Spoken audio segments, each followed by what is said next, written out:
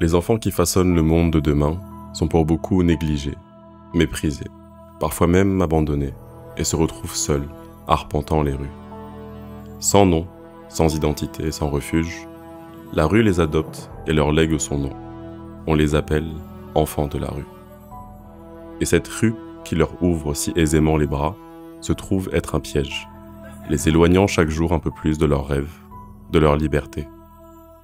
Ils finissent par reconnaître que la rue, c'est la prison. La rue, c'est la mort. Soucieux de ce constat, nous sommes allés à leur rencontre, tendre l'oreille à leurs histoires, tenter de savoir qu'est-ce qu'un enfant de la rue. Un enfant de la rue, c'est celui qui n'a pas de compagnie. C'est celui qui a abandonné sa famille ou soit sa famille l'a abandonné et puis il est venu dans la rue. Pour moi, un enfant de la rue, c'est des personnes qui n'ont pas de maison, qui sont dehors, qui demandent, qui quémandent. C'est des enfants qui ne sont pas forcément abandonnés quand d'eux-mêmes fuient de la maison. Pour moi, un enfant de la rue, c'est celui qui quitte ses parents pour cause des difficultés pour se rendre dans la rue. Un enfant de la rue, c'est un enfant qui n'a pas de toit, qui n'a pas de lieu où dormir, qui est délaissé par les parents, peut-être à cause d'un divorce ou à cause d'une mauvaise relation qui n'a pas marché entre les parents. L'enfant peut se retrouver dans la rue. Il y a plusieurs catégories d'enfants. Il y a des enfants qui viennent et qui font la manche, qui vendent des choses et après retournent en famille le soir. Et il y a des enfants qui, eux, font la même chose, la manche, qui vendent des mouchoirs, qui vendent des objets, etc. mais qui dorment dehors le soir sous les cartons. Jugés par beaucoup, ces enfants volent, se battent, agressent parfois les passants ou se retrouvent dans toutes sortes de trafics, sans que personne ne cherche à comprendre l'origine du problème. C'est moi-même qui ai choisi d'aller dans la rue, parce que mes parents n'avaient pas les moyens. Dans nos familles, nous sommes nombreux. Et puis moi, j'étais en cas de CE2. Maintenant, moi, j'ai arrêté l'école. Et puis mon papa n'avait pas les moyens pour payer pour moi. Donc, il a laissé la maison parce que nous sommes nombreux dans nos maisons. Donc, il a décidé d'aller dans la rue pour laisser la place à mes petits frères. Moi, je suis arrivé dans la rue. Bon, par manque de suivi, j'étais livré par moi-même. C'est ce qui m'a conduit dans la rue. Et puis par des abus aussi, par mon propre cousin. Il y avait environ 9 ans, 10 ans, je ne me rappelle pas trop. Il a parlé ça à ma tante, elle a dit son fils ne peut pas faire ça.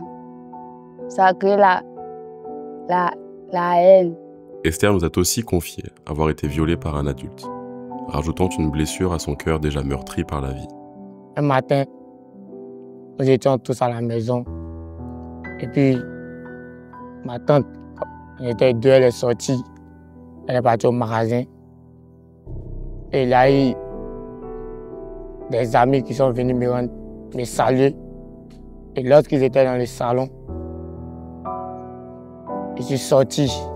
Lorsque je suis sorti, derrière moi, il y avait les téléphones qui étaient déposés sur la table. Et ils ont soulevé sans mon consentement, je ne savais pas. Et maintenant, lorsqu'ils sont partis, que je suis venu, je n'ai pas prêté attention. Et c'est après qu'elle m'a fait savoir, elle m'a fait signe qu'il y avait un téléphone déposé, il y avait des téléphones déposés sur la table. Est-ce que je n'ai pas vu?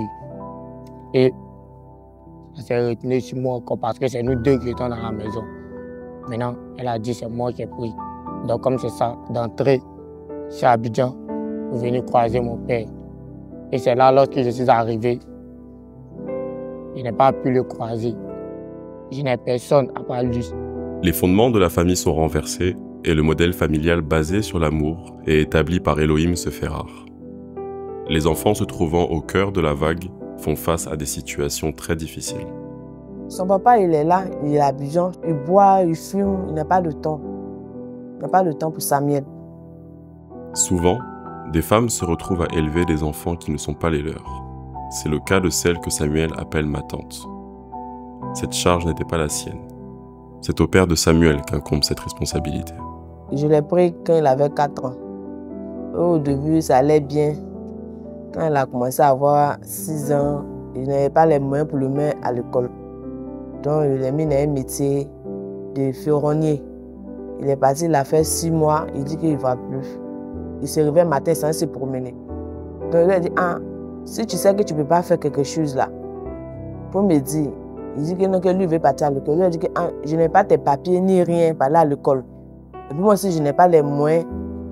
Les parents de ces enfants manquent à leur fonction et ne remplissent pas leur rôle. Devenir parent est une responsabilité dont l'enjeu réside dans la construction ou la destruction d'une vie, et même de plusieurs. Le manque de responsabilité des parents. Les parents pensent qu'il faut seulement faire les enfants, mais le reste, ils ne tiennent pas compte de ça. Et jamais je me suis dit qu'en Côte d'Ivoire, il y avait des enfants qui vivaient seuls, mais sans parents. C'est-à-dire que le soir, ils ne rentrent pas chez eux, ils ne rentrent pas auprès de leurs parents, ils vivent seuls et dorment seuls dans la rue. On remarque aussi que la jeunesse est tôt dans la sexualité. Ça fait que les filles tombent enceintes d'une grossesse indésirée, et quand l'enfant vient, le papa rejette l'enfant. Il renie l'enfant, souvent il dit c'est pas lui l'enfant, il renie l'enfant. Et quand c'est comme ça, elle aussi, elle sera dans la rue avec son enfant. Et c'est ce qui peut-être crée beaucoup d'enfants de la rue. Parce que les filles, dans le quartier, vous pouvez voir sur 10 filles, 8 ont déjà des enfants.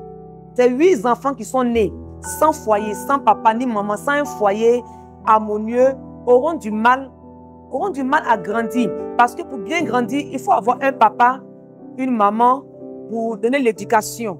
Mais ces enfants naissent dans un foyer où il n'y a pas de père, c'est seulement la mère. Et ça fait que ces enfants sont livrés à eux-mêmes. Des enfants, ils n'ont pas demandé à être sur Terre. C'est le fruit d'une relation entre un homme et une femme. Et c'est comme ça, en fait, ils payent les conséquences de ce fruit, de cette relation en fait, entre un homme et une femme. Et ils sont là, ils doivent se débrouiller, ils doivent se battre pour survivre. Dès le plus jeune âge, ces enfants connaissent des blessures et grandissent avec. Amour et considération sont essentiels à la construction de chaque individu. L'amour édifie, mais le manque d'amour détruit. La rue est la mère adoptive de milliers d'enfants. Elle n'a pour autant rien de bon à offrir. Chez nous en Afrique, le problème de l'amour est assez complexe en fait. Si c'est le manque d'amour qui a poussé ces enfants à la rue, vous allez remarquer que les parents eux-mêmes qui sont responsables de ces enfants ont un véritable problème de manque d'amour aussi. Et donc, c'est ces enfants-là qui naissent de parents qui eux-mêmes sont en proie à des difficultés émotionnelles, ne font que donner ce qu'ils peuvent donner à leur juste niveau. Moi aussi, même chose comme Samuel, j'étais comme ça aussi. Moi, ma mère m'a abandonné, puis moi, ma petite soeur.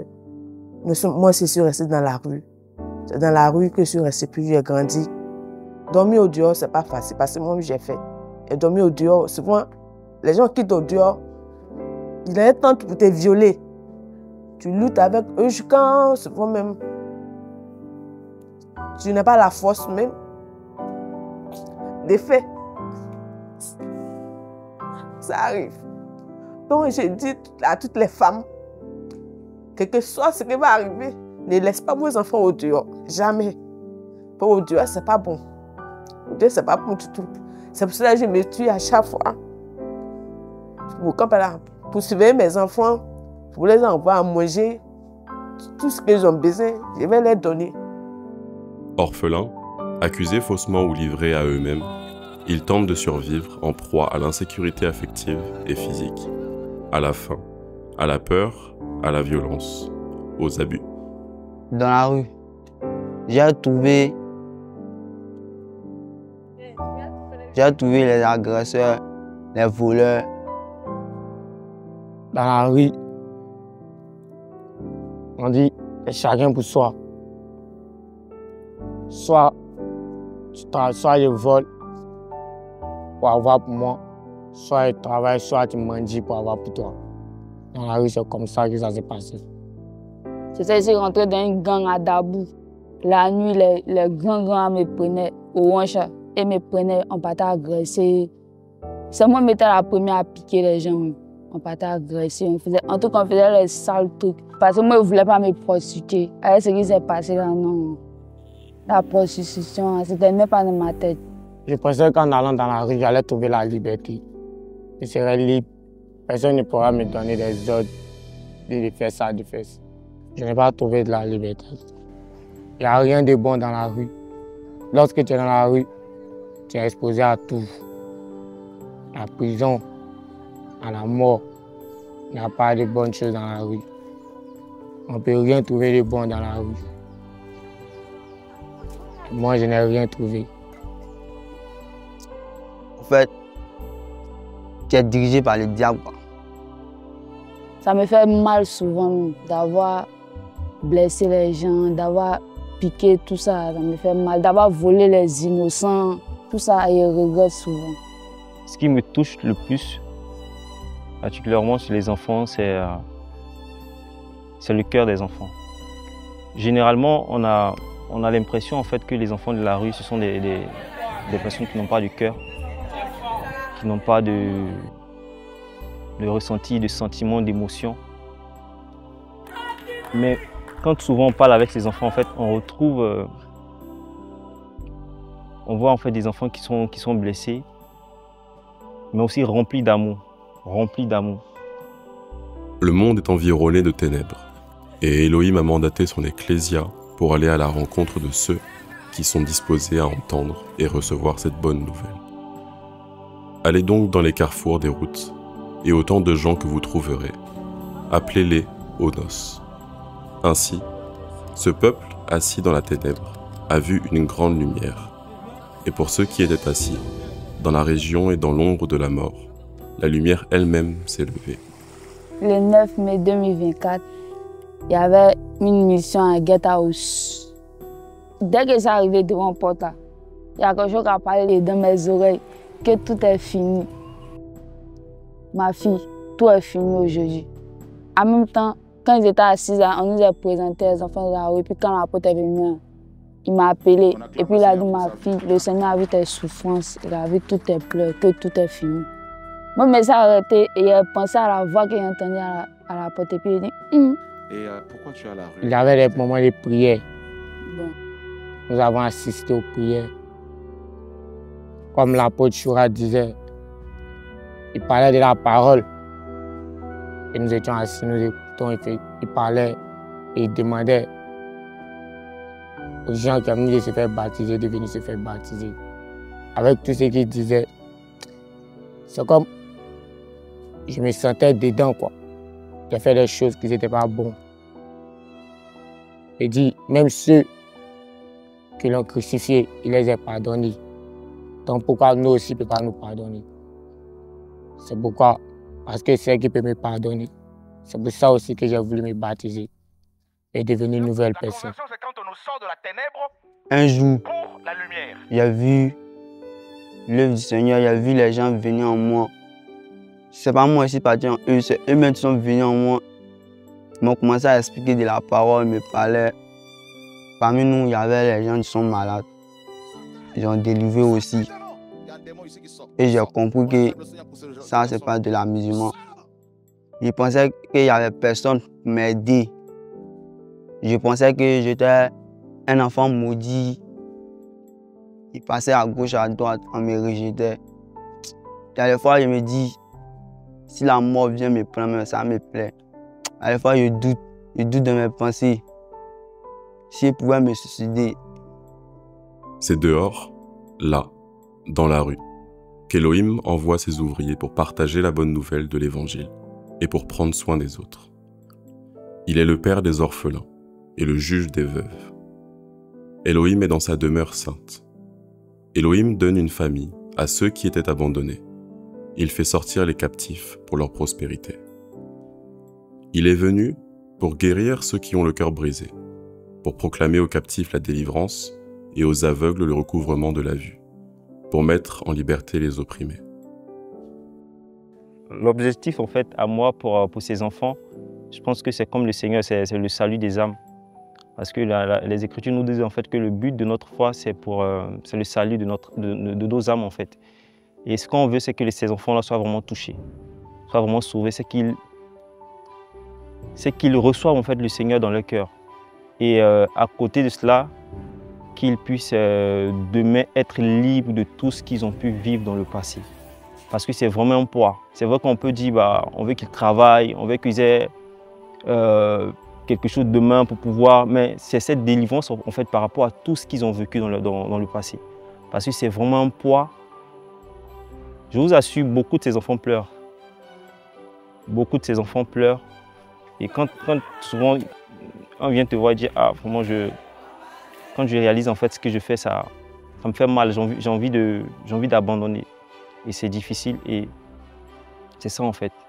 On veut que ces enfants-là soient touchés par le Seigneur et qu'ils soient libérés de ce poids-là et par la suite pouvoir avoir un avenir demain. L'objectif du chant, c'est de réinsérer en fait ces enfants dans la société.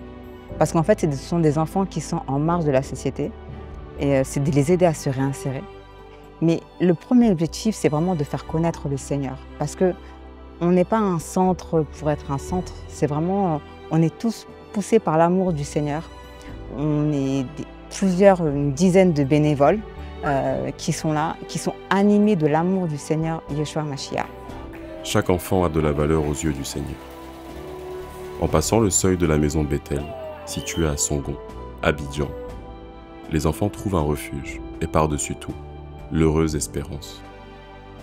Elohim se soucie de ses enfants, de chaque enfant. Car lorsqu'on afflige ou qu'on maltraite quelqu'un, tu regardes pour le mettre entre tes mains. C'est auprès de toi que se réfugie le malheureux. Tu es le secours de l'orphelin. La vie de ces enfants est transformée. Un avenir nouveau s'offre à eux. Ici, les enfants sont choyés, instruits, éduqués et la parole d'Elohim enseignée, afin qu'ils puissent parvenir à la maturité nécessaire dans tous les domaines de la vie et devenir responsables. L'objectif principal étant par-dessus tout, le salut. Le centre Bethel m'apporte vraiment beaucoup d'amour, beaucoup d'attention aussi. Et puis, le centre Bethel, ça m'encourage beaucoup. T'as la joie, t'as l'amour. Lorsque nous sommes avec d'autres enfants, je lui ai dit, avant qu'il était ici, qu'il était dans la rue, on me rejetait. On dit non, ici, enfant de la rue. Mais aujourd'hui, c'est avec tout le monde. Vous riez, il y a la paix, il y a l'amour entre vous. Voilà. Toutes ces choses-là. C'est vraiment exceptionnel, le travail que le Seigneur est en train de faire dans la vie de ces enfants-là. C'est incroyable. Le Seigneur les transforme petit à petit. Ils changent des vies. Tu vois, même d'autres sont touchés, ils peuvent quitter dans leur champ, ils viennent, ils se mettent à pleurer parce que le Seigneur les a visités. D'autres viennent, ils commencent à se confesser, je fais telle chose, j'ai envie d'abandonner. D'autres même demandent la prière. D'autres demandent la prière. Souvent, il y a d'autres qui viennent, ah tonton, j'ai besoin d'une Bible, j'ai envie de lire. Et ce sont des trucs en fait qui touchent en fait. Quand on voit que le Seigneur travaille, c'est vraiment incroyable. Avant, je volais. Maintenant, je ne vole plus. Avant, je me bagarrais. Maintenant, je me bagarre. Bon, lorsque j'étais dehors, on venait nous donner de la nourriture, on nous emmenait dans les centres. Mais on ne partageait pas cette parole. Lorsque nous sommes arrivés à Bethel, au centre, on nous parlait du Seigneur. On nous parlait de la parole du Seigneur, de donner notre vie au Seigneur. C'est là aussi qu'on nous a parlé de ce qui est bon et de ce qui est mauvais. C'est dans le Seigneur. Les commandements que nous devons respecter. Aussi, nous devons marcher dans sa droite. Les règles sont bien. Les règles sont bien parce que dans la rue, il n'y avait pas de règles. Tu fais ce que tu veux. Mais le centre Bethel nous a fait croire que tu peux pas, dans la vie, tu ne peux pas faire ce que tu veux. Les règles m'ont apporté à savoir vivre. Dans la rue, je pouvais prendre un couteau pour piquer mon ami, pour le déchirer, mais au centre Bethel, tu ne peux pas faire ça. Parce que la parole du Seigneur, ça nous guérit. Moi, ce qui m'a en fait beaucoup bouleversée, c'est vraiment que le changement. le changement. Et je me suis dit qu'en fait, la parole, elle est vraie. Le Seigneur, il est capable de changer les cœurs, de changer en fait l'avenir d'un enfant. Et de le rendre meilleur, même un enfant, même un homme, même une femme. Mais en fait, le Seigneur est capable de changer la vie de n'importe qui. Et on voit des enfants maintenant qui prient le matin, qui prient le soir, qui prient l'après-midi. On voit des enfants qui ont un frein, qui se disent « Ah oui, la parole dit ça ». Et la connaissance de la parole fait que ça rééduque. Il m'a délivré de beaucoup de choses. Yahushua, si on veut dire en particulier, il représente la délivrance pour moi, il représente la vie aussi pour moi, parce qu'il m'a donné une nouvelle vie. Il a changé tout, toutes choses sont devenues nouvelles. Moi, je m'étais possédée de la drogue. Et de moi, je fumais pas, moi, je m'étais possédée dedans. Donc, Yahushua est venu me délivrer. Elohim transforme les cœurs et les vies. Il est le véritable Père. Mais à tous ceux qui l'ont reçu, à ceux qui croient en son nom, il leur a donné le pouvoir de devenir enfants d'Elohim. Ceux qu'on appelait enfants de la rue sont devenus enfants d'Elohim, par la foi en Yehoshua Mashiach, le seul qui puisse donner un sens à notre vie. Lui, l'heureuse espérance en qui nous retrouvons notre véritable identité. Il réécrit notre histoire. Il est l'auteur de nos vies et nous donne son nom.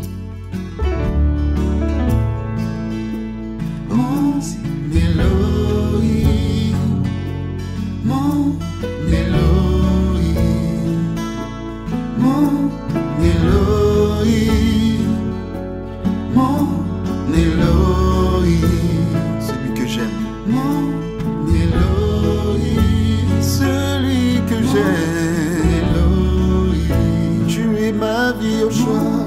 Elohim, quoi qu'il arrive. Mon Elohim, tu es. Mon Elohim, tu es. Mon Elohim, tu es. Mon Elohim, celui que j'adore. Mon Elohim, que mon cœur élève. Celui qui a changé ma vie.